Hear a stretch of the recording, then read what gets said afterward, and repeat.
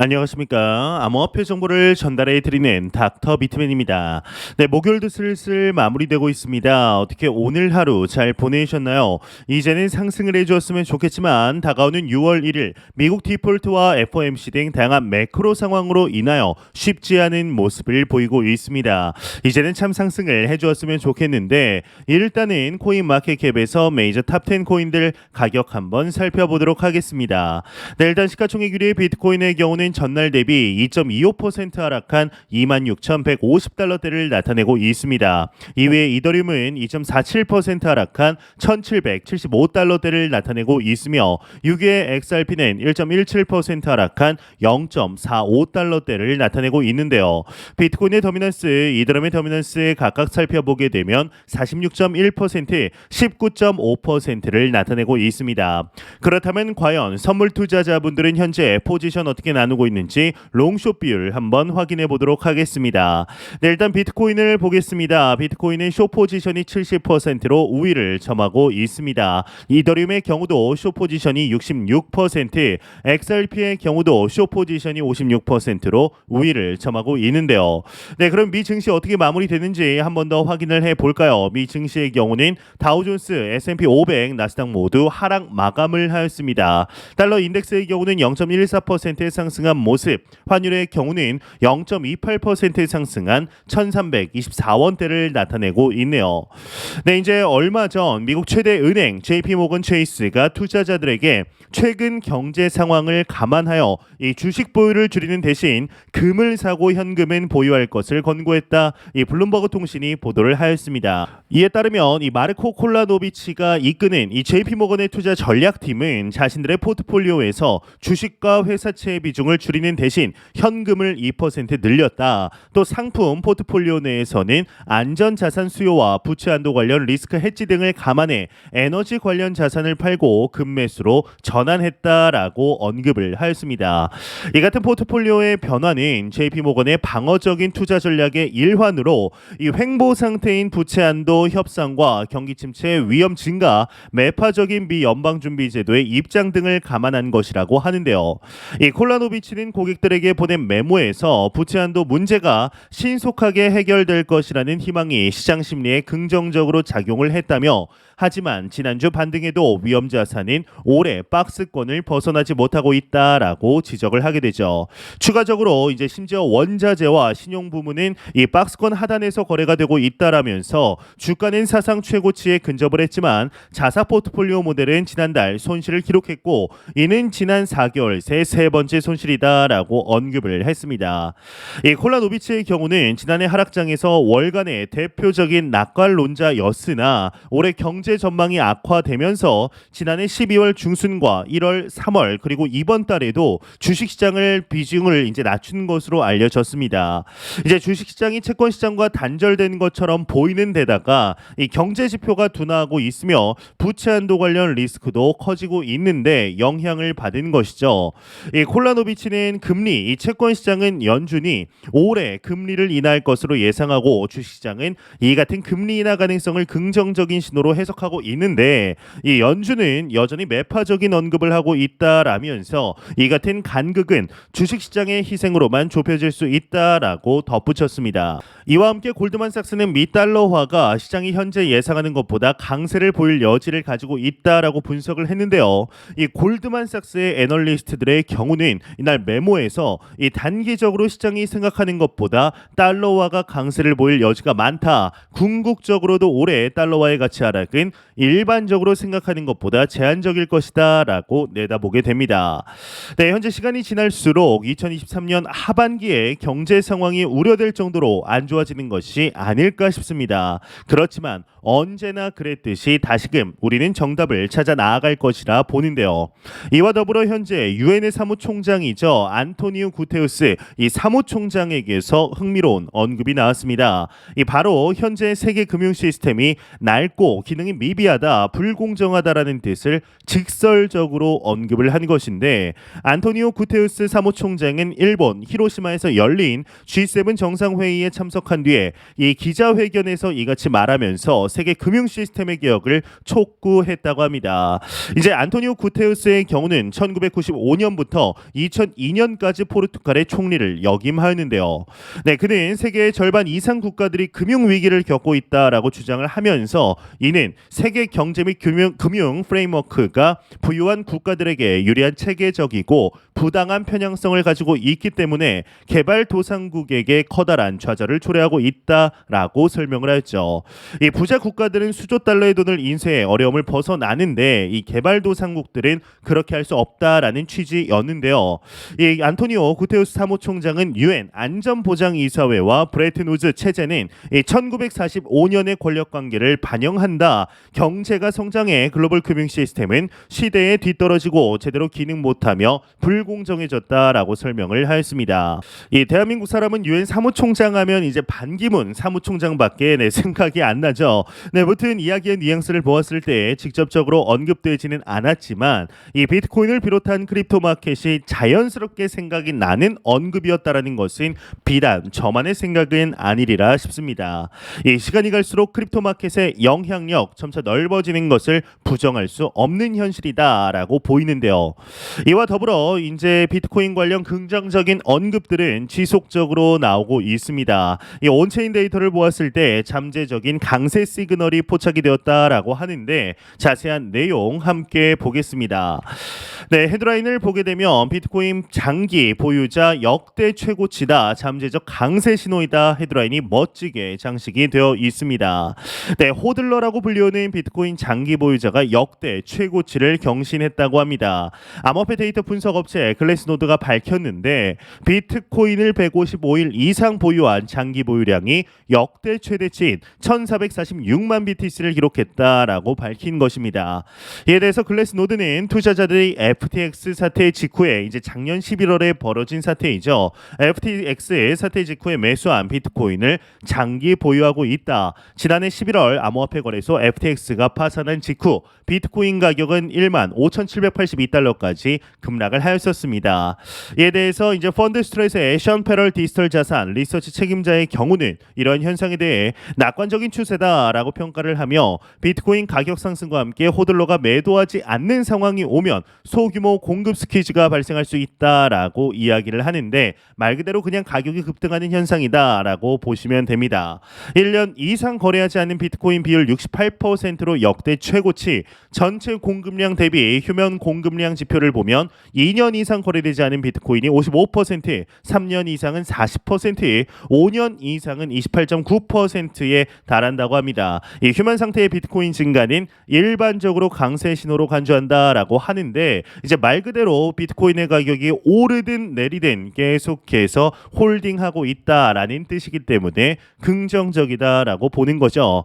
이제 현재 다가오는 6월 1일 미국의 재무장관 이 제닛 옐런이 말한 미국 디폴트 현실화가 그리 머지 않았습니다. 이를 두고 가격에 관한 이야기들이 그 어느 때보다 많이 나오고 있는 것 같은데요. 이 디폴트 전에 합의가 되든 뭐 어쩌든 결과는 나오겠지만 당초 예상했던 것보다는 기한이 미뤄지고 있죠. 이에 이제 미국의 부채 한도 협의안에 대해 상한 합의를 하더라도 주식 시장이 하락할 것이라는 분석들도 지속적으로 나오고 있습니다. 이 비즈니스 인사이더에 따르면 아덴 투자의 제임스 아테이 디렉터는 이 인터뷰에서 양당이 디폴트 전 합의에 이르겠지만 합의안에 지출 삭감이 포함될 가능성이 크다라며 이같이 내다본 것인데요. 그는 공화당을 설득하기 위해서는 정부의 지출 삭감이 필요할 것으로 보이며 이는 아직 시장 가격에 완전하게 반영되어 있지 않아 주식 시장에는 큰 역풍이다라고 설명을 했습니다. 이 부채 한도 상한을 합의한 후에도 여전히 주식과 채권이 하락할 여지가 있고 이는 성장을 둔화시킬 요인이라고 이렇게 취지의 뜻에서 말을 한 것인데 현재 여러분들도 아시겠지만 조 바이든 미 대통령과 공화당 소속의 케빈 메카시 하원 의장은 이 부채 한도 상향을 위해 끊임없이 협의를 진행하고 있습니다. 이 메카시 의장이 제안한 법안은 정부 지출 약 4조 5천억 달러 삭감을 포함하고 있는 것으로 알려져 있고 이 국제신용평가사 무디스에서는 이 법안을 시행할 경우 경기 침체가 올 수 있다라고 경고한 바 있는데요. 네, 현재 주식과 같이 위험 자산으로 묶인 크립토 마켓 또한 위험하다라고 분석할 수 있겠죠. 이제는 참 상승을 해줬으면 좋겠는데 쉽지가 않은 현실 현실이 아쉽기만 합니다. 이런 소식과 더불어서 매일같이 나오는 리플 XRP 관련 소식 오늘도 또한 나왔습니다. 현재 미 SEC와 리플사의 경우는 힘든 시간들을 보내고 있는 가운데 그럼에도 긍정적인 언급들 지속적으로 나오고 있습니다.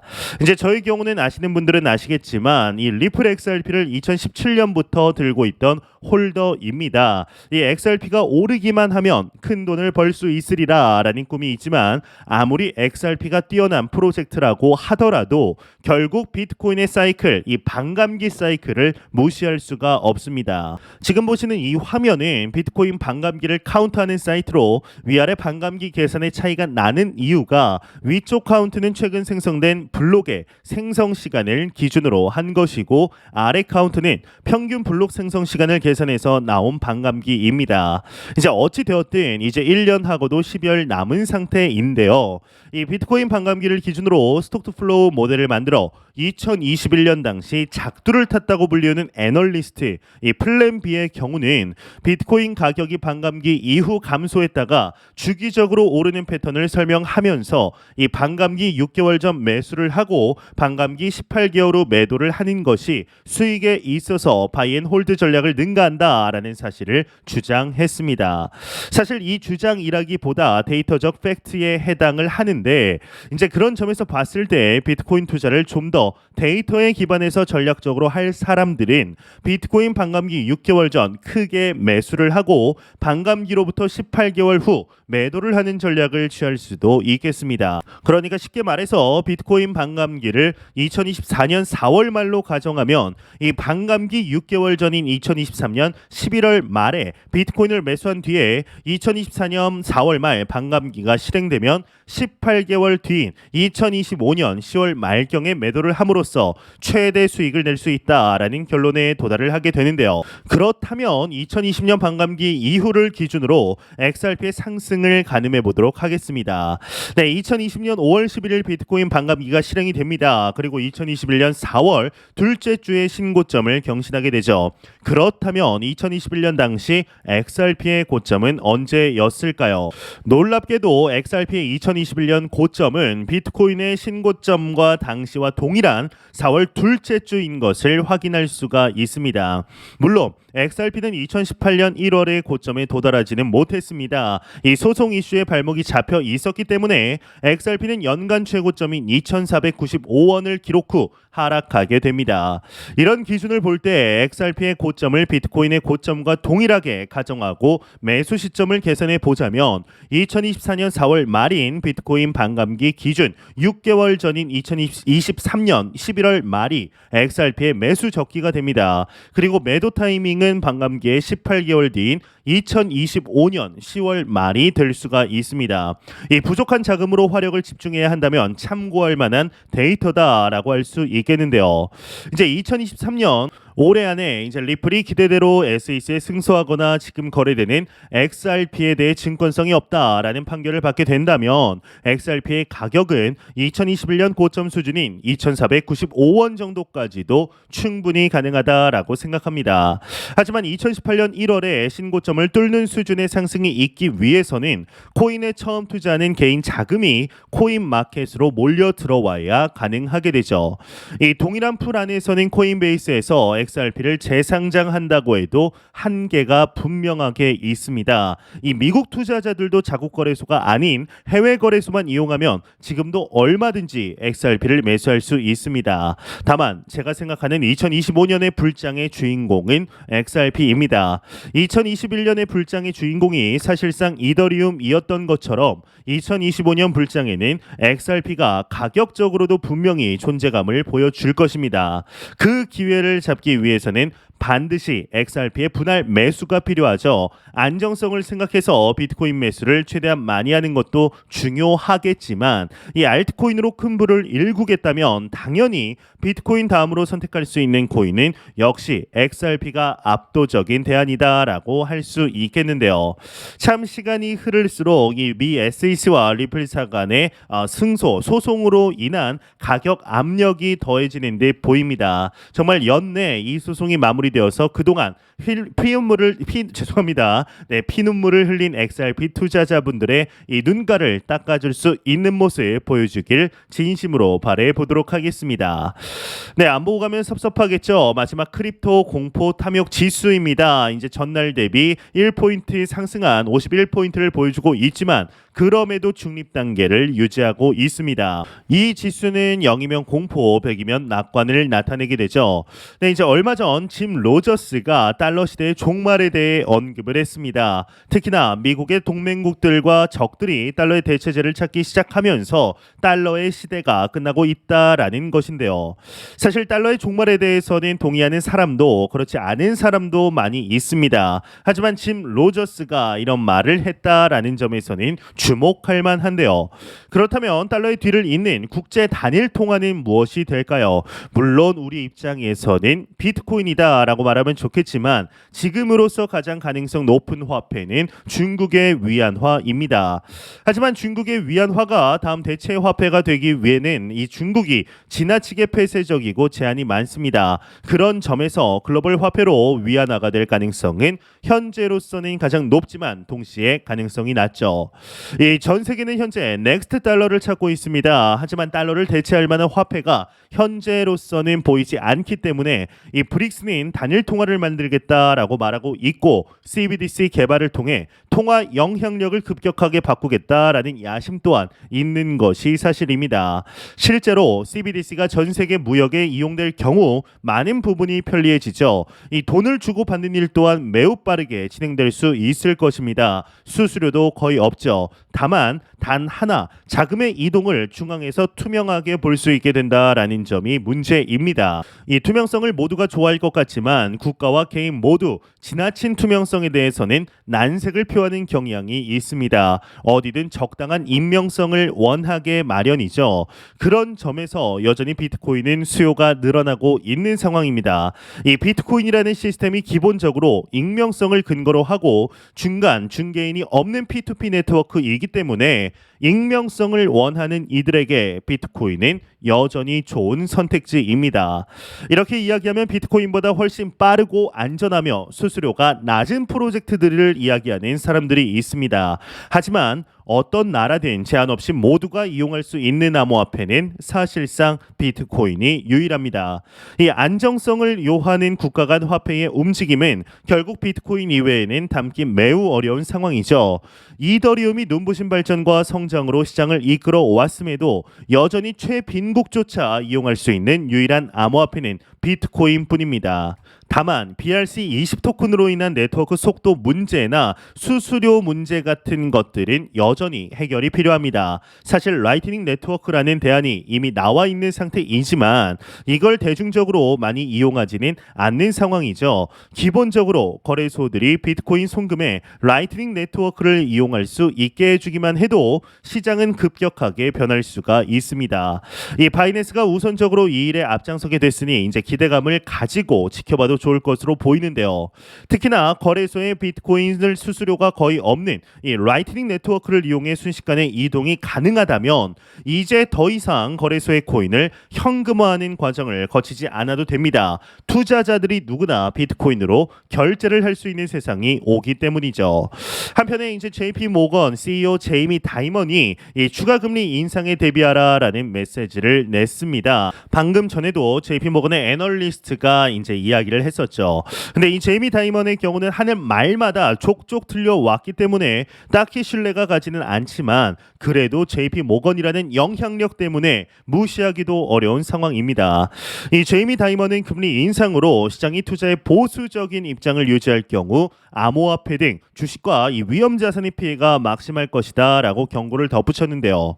하지만 이는 경제 위기에는 위험 자산의 등락이 크다라는 수준의 원론적인 이야기일 뿐입니다. 거대 은행의 CEO가 할 수 있는 수준의 하나만한 이야기다라고 할 수 있는데 오히려 경제 위기 없이 경기가 회복 장세로 들어설 거라는 전망 또한 나오고 있는 상황이기 때문에 현재 시장을 주시하면서 2024년을 기다리면 됩니다. 지금껏 마켓은 한 번도 위기가 아니었던 적이 생각해보면 없었죠.